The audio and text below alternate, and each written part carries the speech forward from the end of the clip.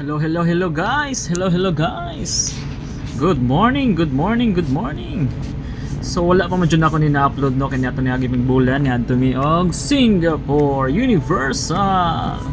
So guys, dito pa lang sa entrada no makita na nato ang kanindot dito sa Universal. So mao ni atong makita karon no sa entrada pa lang.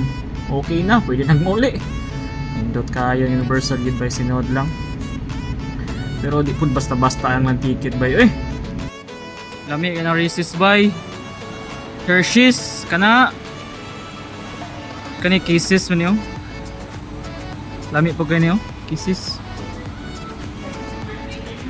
So guys, nami karon sa Singapore. Sa kuan ni siya, Universal Studio Singapore. Nakalagra gyud, nakalagra. Kaluyan. Pero Universal Singapore. Ahak, mahal kayo ang ticket pasulod. Kabalo kag tagpila 83 Singaporean dollar. Pero kung sa child ka, pero kung naka-child, nakay bata-bata gamay 62. Murag gato nang kwintahon ara sa mga 76 or 77 kung mali ko di basta lihara na dapita dollars $77 o kanang 62 nara sa mga 50 kapin dollars ay mahal lang kayo di data ka afford ana dili lang siguro ta sa gawa siguro ani pero nice viewing na pud kay ning nando Universal. So guys, mura to. Thank you.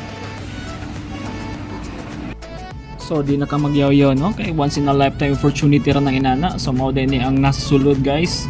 Nindot kayo guys ang makita diya guys. Uy, tinuod lang kay giagda na jud ko maayos mga kauban. Wa na jud ko pagduduan ning sulod na lang jud ko balag maumaora ang kwarta.